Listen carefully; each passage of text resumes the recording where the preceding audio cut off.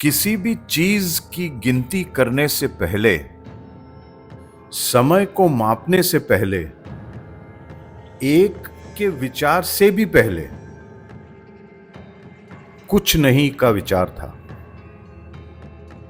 मानव इतिहास का सबसे शक्तिशाली विचार।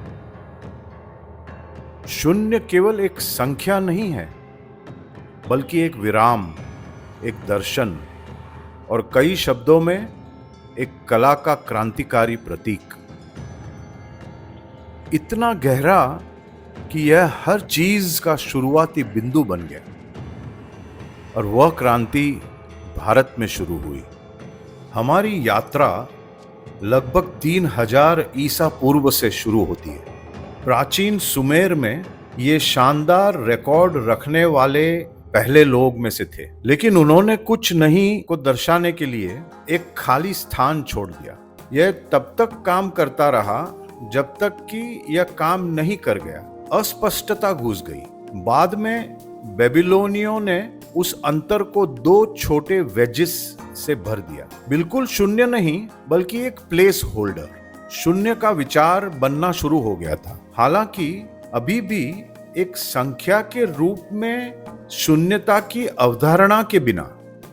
प्राचीन मेसोपोटामिया की क्यूनिफॉर्म लिपि में बेबीलोन के लोगों को 2 वेजेस का इस्तेमाल करते हुए देखा गया है। शून्य को संख्या के साथ प्लेस होल्डर के रूप में दर्शाने के लिए एक विशिष्ट प्रतीक।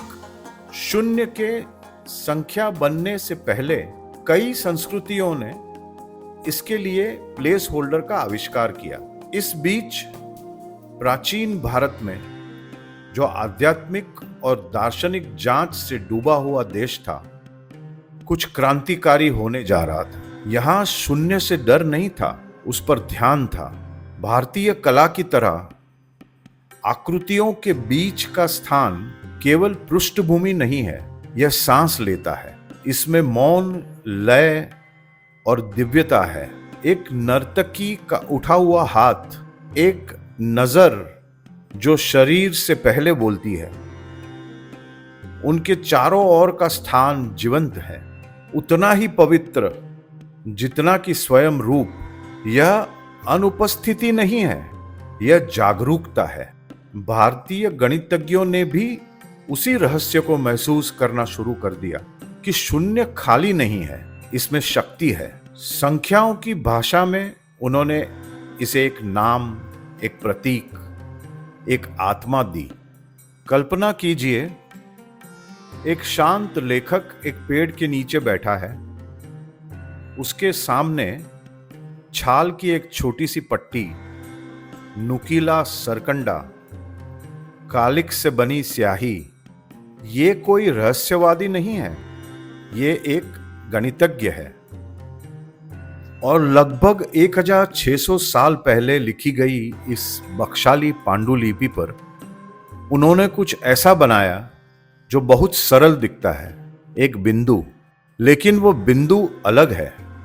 यह वहां खड़ा है जहां कोई संख्या नहीं है। इसका मतलब है कि यहां कुछ भी नहीं है, और साथ ही इस स्थान को पकड़े रखे। यह पहला लिखित शून्य था। कोई अंतराल नहीं, बल्कि अंतराल के लिए एक चिन्ह। चुप्पी और जानबूझकर चुप्पी के बीच का अंतर। कार्बन डेटिंग ने 3री शताब्दी ईसा पूर्व तक के कुछ पृष्ठों का खुलासा किया। संभवतः व्यावहारिक अंकगणित में शून्य को चिन्हित करने के लिए बिंदु का सबसे पहला दर्ज उपयोग। इसका मतलब था कि भारतीय गणितज्ञ व्यापारियों की गणना, व्यापार और दैनिक जीवन में पहले से कहीं पहले इस अवधारणा का उपयोग कर रहे थे। यहां शून्य कार्यात्मक और सुरुचिपूर्ण दोनों था, एक व्यापारी के स्क्रोल पर तर्क के ब्रश स्ट्रोक की तरह। 499 ईसा में खगोल शास्त्री और गणितज्ञ आर्यभट्ट ने स्थान मूल्य संख्या प्रणाली के बारे में लिखा था, जिसमें अंकों को दर्शाने के लिए संस्कृत अक्षरों का इस्तेमाल किया गया था। लेकिन लोकप्रिय धारणा के विपरीत उन्होंने शून्य का आविष्कार नहीं किया था। आर्यभट्ट ने हमें ढांचा दिया, एक मचान जिस पर शून्य जल्द ही अपना घर बना लेगा। लेकिन असली सफलता एक सदी बाद मिली। 7वीं शताब्दी में ब्रह्मगुप्त नामक एक साहसी व्यक्ति, जिसका जन्म 598 ईसा में भीनमल में हुआ था, जो वर्तमान राजस्थान भारत का एक शहर है, संभवतः गुप्त वंश के दौरान रहा होगा, जिसे अक्सर प्राचीन भारतीय गणित का स्वर्ण युग कहा जाता है। उज्जैन में काम करते हुए उन्होंने कुछ ऐसा किया जो पहले किसी ने नहीं किया था। उन्होंने ब्रह्म स्फुट सिद्धांत नामक पुस्तक में शून्य को एक संख्या के रूप में परिभाषित किया।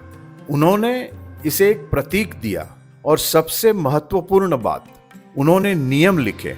ब्रह्म स्फुट सिद्धांत के अध्याय 18 श्लोक 30 में ब्रह्मगुप्त लिखते हैं, रूपस्य ऋणम ऋणम रूपम शून्येन निहर्तम शून्यम शून्यम शून्येन निहर्तम शून्यम। यह श्लोक घनात्मक संख्याओं रूप, ऋणात्मक संख्याओं ऋण और शून्य शून्य से संबंधित अंक गणित के बुनियादी नियमों का वर्णन करता है। यह न केवल गणितीय रूप से आधारभूत है, बल्कि काव्यात्मक रूप से भी तैयार किया गया है। लेकिन यहां तक कि उन्होंने शून्य से विभाजन के साथ संघर्ष किया। इसे शून्य को शून्य से भाग देने पर शून्य प्राप्त होता है। यह विचार आधुनिक गणित से पूरी तरह सहमत नहीं है, फिर भी ब्रह्मगुप्त की छलांग क्रांतिकारी थी। शून्य अब केवल एक स्थान धारक नहीं था, यह एक संख्या थी और एक कलाकार के रेखा चित्र में एक वृत्त की तरह यह स्थान रखता था, संतुलित, मौन, परिपूर्ण। भारत में ग्वालियर किले में चतुर्भुज मंदिर के अंदर दीवार पर एक शिलालेख में अंक शून्य का सबसे पुराना ज्ञात पत्थर का उदाहरण है, जिसकी तिथि 876 ईसा है। इस पत्थर पर उकेरी गई संख्या 270 का हिस्सा है। सदियों बाद वही ज्ञान तख्तबाही के पत्थर के प्रांगणों में गूंजेगा, जो एक बौद्ध मठ है जिसे पाकिस्तान की पहाड़ियों में उकेरा गया। तख्तबाही प्राचीन भारत में गांधार क्षेत्र के केंद्र में स्थित था।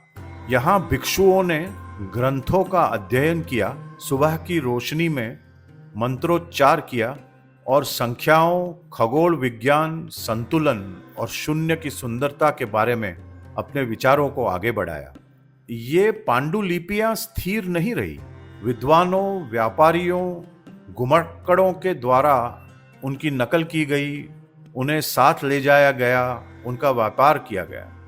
तो आखिर शून्य भारत से कैसे चला दुनिया की सैर पर?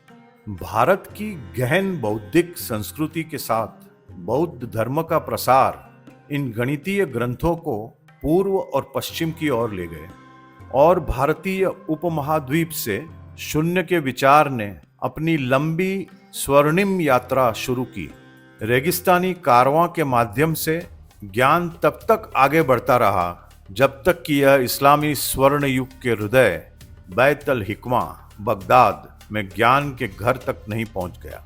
बगदाद बौद्धिक दुनिया का केंद्र बनने से बहुत पहले अफगानिस्तान के बाल्ख में एक महान बौद्ध मठ था, जो ज्ञान का एक अभयारण्य था, जिसे नवविहार के नाम से जाना जाता था। फारसी इसे नवबहार के नाम से जानते थे। इसके शीर्ष पर प्रमुख थे आध्यात्मिक नेता और विद्वान। संस्कृत में प्रमुख का अर्थ है सबसे आगे वाला, मुखिया, मार्गदर्शक, जो सीख और प्रार्थना का नेतृत्व करता है। जैसे जैसे सदियां बीतती गई, आक्रमण हुए, उनके साथ परिवर्तन भी। संधि शब्द, जो संस्कृत की एक अनूठी विशेषता है, अक्सर जटिल तरीकों से अक्षरों को मिला देती है। गैर देशी वक्ताओं के लिए उनका उच्चारण करना कठिन हो जाता है। समय के साथ इन उच्चारणों को धीरे धीरे सरल बनाया गया।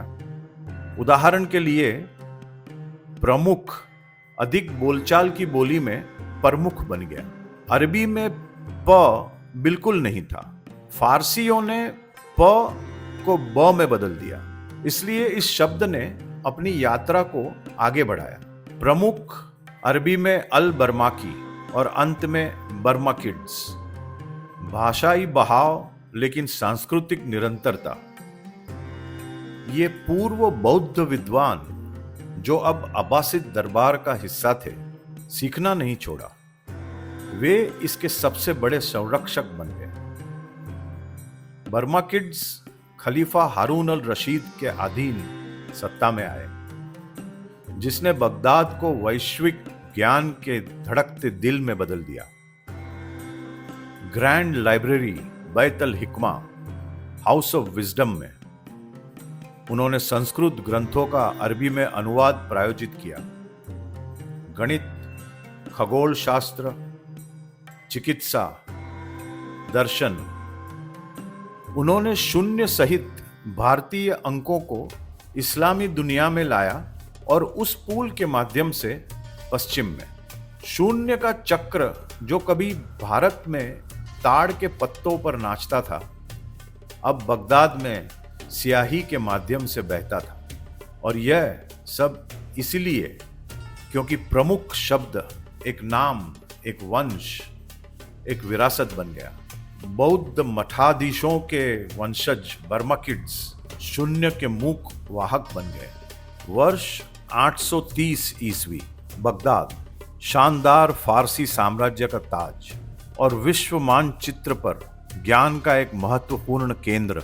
बैत अल हिकमा नामक एक भव्य पुस्तकालय के अंदर नियुक्त अनुवादक भारतीय ग्रंथों, ग्रीक संधियों और अरबी पांडुलिपियों से सर्वश्रेष्ठ को एकत्रित करने के लिए साथ बैठते हैं। जब इस्लामी विद्वानों ने संस्कृत ग्रंथों का अनुवाद करना शुरू किया तो एक बड़ी छलांग लगी। यहाँ स्क्रोल और सितारों के बीच भारतीय ज्ञान का अरबी में अनुवाद किया गया और उन मोमबत्ती से जगमगाते हॉल में अल ख्वारिज़मी नाम का एक आदमी घूम रहा था। अल ख्वारिज़मी एक फारसी विद्वान ने अजीब नए प्रतीक को बिना किसी कारण के देखा और एक नया अंक देखा जो बाकी सब काम करता था। वह इसे समझता है, इसका उपयोग करता है, इसका नाम रखता है। 820 ईस्वी के आसपास इस प्रतिभाशाली गणितज्ञ ने हिंदू अंकों के साथ गणना पर एक किताब लिखी। इसमें उन्होंने दशमलव प्रणाली और शून्य सहित स्थानीय मान की व्याख्या की। उन्होंने अल जाबर वल मुकाबला लिखा, जो बीज गणित का आधारभूत ग्रंथ है। गणित दृश्य, प्रतीकात्मक, लगभग कलात्मक बन गया। बाद में उनका नाम इतिहास में एक नए रूप में, एल्गोरिदम के रूप में गूंज उठा। शून्य जो कभी छाल में एक दार्शनिक बिंदु था, अब तर्क के केंद्र में खड़ा था। 400 साल आगे की यात्रा करें। लियोनार्डो नामक पीसा का एक युवा इतालवी व्यापारी, जिसे बाद में फिबोनाची के नाम से जाना गया, उत्तरी अफ्रीका का दौरा करता है और वहां उसकी मुलाकात अरब गणितज्ञों से होती है जो हिंदू दशमलव प्रणाली का उपयोग करते हैं। वह इसकी शक्ति को देखता है।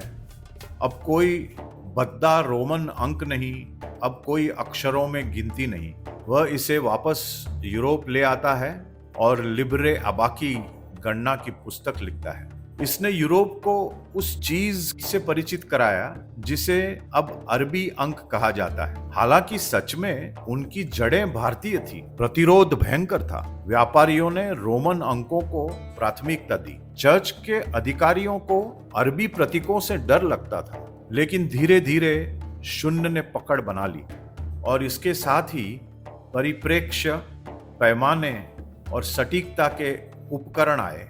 वही तकनीक जो कला में पुनः जागरण, जिसे रेनेसांस कहा जाता है, को आगे बढ़ाया। उस सुविधाजनक बिंदु से शून्य ने समाज, मानवीय विचार और दुनिया को बदल दिया। शून्य के बिना न कोई अनंत है, न कोई गहराई है। शून्य के गणितीय आधार ने लुप्त बिंदु, वेनिशिंग पॉइंट की अवधारणा को संभव बनाया। पुनर्जागरण रेनेसांस में परिप्रेक्ष्य चित्रण की कुंजी बन गया ये बिंदु। ब्रूनोलेस्सी, लियोनार्डो और राफेल जैसे कलाकारों ने गणितीय स्थान का उपयोग गहराई बनाने के लिए किया, जिसे पर्सपेक्टिव कहते हैं, जो एक केंद्रीय शून्य अनंत के बिंदु के विचार से सक्षम था। लुप्त बिंदु, वेनिशिंग पॉइंट, जहां सभी रेखाएं मिलती है। भित्ति चित्रों, फ्रेस्कोस पर शून्य की फुसफुसाहट है, लेकिन शून्य की कहानी गणित या विज्ञान तक ही सीमित नहीं है। सदियों बाद एक भारतीय कलाकार सैयद हैदर रजा अपने पेरिस स्टूडियो में बैठे हैं। वे एक बिंदु बनाते हैं, अंतरिग्न, मौन और छाया की कल्पना करते हुए, न केवल यह दर्शाने के लिए कि क्या है, बल्कि यह भी कि क्या गायब है। शून्य नहीं, एक बिंदु। उनके लिए यह सब कुछ है। ऊर्जा, उत्पत्ति, ज्ञान, ध्यान, शांति का एक स्थान इतना शक्तिशाली है कि यह ब्रह्मांड को जन्म देता है। उनके कैनवस पर शून्य उपस्थिति बन जाता है, एक काला घेरा जो अनंत को स्थिर करता है। यह हमें याद दिलाता है कि मौन जीवित हो सकता है। और ठीक इसी तरह एक गणितीय आविष्कार कला में वापस आता है, पूर्ण चक्र। अब आइए कंप्यूटर युग में कदम रखते हैं, एक सर्पिल में जूम करते हैं, और भी गहरा, और भी गहरा। छवि कभी समाप्त नहीं होती। आप फ्रैक्टल की दुनिया में प्रवेश कर चुके हैं। गणितीय कला रूप। प्रत्येक फ्रैक्टल एक सरल समीकरण से शुरू होता है, जो पूछता है क्या होता है जब आप बार बार विभाजित करते हैं। शून्य के बिना ये लूप शुरू नहीं हो सकता। सीमाओं के बिना कोई सुंदरता नहीं है। ये दृश्य इतने विशाल है, वे सपनों की तरह लगते हैं। अस्तित्व में है क्योंकि किसी ने कभी शून्य को परिभाषित करने की हिम्मत की। आज दुनिया शून्य पर चलती है। हर तस्वीर, हर संदेश, हर रॉकेट लॉन्च शून्य और एक की बाइनरी चौड़ाई से निर्मित है। शून्य अब एक प्लेस होल्डर नहीं है, यह आधुनिक अस्तित्व की धड़कन है। गुफा की दीवारों से लेकर कोड तक, दर्शन से लेकर पिक्सेल तक, बार्क पांडुलिपियों से आपके फोन स्क्रीन पर, शून्य किसी चीज की अनुपस्थिति नहीं है, यह आरंभ करने का निमंत्रण है। एक मौन नोट, संभावना का गर्भ। यह हमें सिखाता है कि कभी कभी ब्रह्मांड में सबसे शक्तिशाली चीज वह नहीं होती जो हम देखते हैं, बल्कि वह होती है जो हम ब्रह्मांड के बीच के स्थानों से बनाते हैं और उनका अन्वेषण करते हैं। शून्य का प्रतीक एक वृत्त है, शायद सबसे प्रारंभिक ज्यामितीय रूप जिसे मनुष्य ने बनाया था। कला में वृत्त अनंत काल, शून्यता, पूर्णता, आध्यात्मिक और गणितीय परंपराओं में प्रतिबिंबित विचारों का प्रतिनिधित्व करता है। ज़ेन कला में एनसो एक वृत्त है, जिसे ज़ेन मन को व्यक्त करने के लिए एक ब्रश स्ट्रोक में हाथ से बनाया जाता है, जो ज्ञानोदय, शून्यता, स्वतंत्रता और बिना मन की स्थिति से जुड़ा है। संख्या बनने से पहले शून्य एक आकृति थी, जिसे खींचा जाता था, दोहराया जाता था, पूजनीय होता था। आधुनिक डिजिटल उपकरण बाइनरी 1 और 0 पर चलते हैं। हर डिजिटल ब्रश स्ट्रोक, पिक्सेल और एनिमेशन शून्य पर आधारित है। इसके बिना आज कोई जनरेटिव आर्ट, एआई या विजुअल मीडिया नहीं होता। 0 हर डिजिटल मास्टरपीस के पीछे छिपा कलाकार है। शून्य केवल एक संख्या नहीं है, यह एक विचार है जिसने हमारे सोचने के तरीके को आकार दिया। और हम इसे आज कैसे देखते हैं? मंडला के पूर्ण वृत्त से रेनेसांस पेंटिंग के अनंत लुप्त बिंदु तक शून्य ने कला को विस्तार, गहनता, परिवर्तन के लिए स्थान दिया। इसने निराकार को आकार दिया और ऐसा करते हुए सबसे कलात्मक संख्या बन गया। गुरुत्वाकर्षण विलक्षणता, जिसे ब्लैक होल कहा जाता है, एक ऐसी सैद्धांतिक स्थिति है जहां गुरुत्वाकर्षण इतना मजबूत होता है कि स्पेस टाइम का ताना बाना टूट जाता है। यह एक ऐसा बिंदु है जहां भौतिकी के ज्ञात नियम विफल हो जाते हैं और घनत्व और वक्रता अनंत हो जाते हैं, जहां एक फंक्शन अपरिभाषित हो जाता है या अनंत की ओर जाता है। और ऐसा तब होता है जब कुछ शून्य से विभाजित होता है। अंतरिक्ष समय को शून्य आयामी बिंदु पर ठहरने का सिद्धांत दिया जाता है, एक अमूर्त विचार जो शून्य से विभाजित होने के विरोधाभास को दर्शाता है। उपस्थिति और अनुपस्थिति के बीच की सीमा की तरह आप इसके पार नहीं देख सकते। यह अर्थ के किनारे पर पहुंचने जैसा है जहां प्रकाश भी वापस नहीं आ सकता। यह दर्शन और कला में शून्य के समान है, विशेष रूप से भारतीय विचार में। शून्य केवल खालीपन नहीं है, यह शून्य है भौतिक और अभौतिक के बीच की सीमा। कंबोडिया में एक प्राचीन खमेर मंदिर के खंडरों में एक पत्थर का स्तंभ सदियों से छुपा हुआ था। समय के साथ मुरझा गया था, लेकिन एक रहस्य को समेटे हुए था। इस पर एक तारीख अंकित थी, शक युग का वर्ष 605। यह 683 ईसा है और इसके भीतर एक छोटा सा वृत्त, सजावट नहीं बल्कि एक अंक, एक शून्य। यह प्रसिद्ध K127 शिलालेख है जो पत्थर पर उकेरा गया सबसे पुराना ज्ञात शून्य है। कागज की पांडुलिपियों के सड़ने से बहुत पहले यह शून्य पत्थर में अंकित हो चुका था। सचमुच इसकी उपस्थिति निर्विवाद, इसका अर्थ गहरा। यह एक सशक्त अनुस्मारक है कि शून्य ने वास्तव में भारत से दुनिया भर में यात्रा शुरू कर दी थी।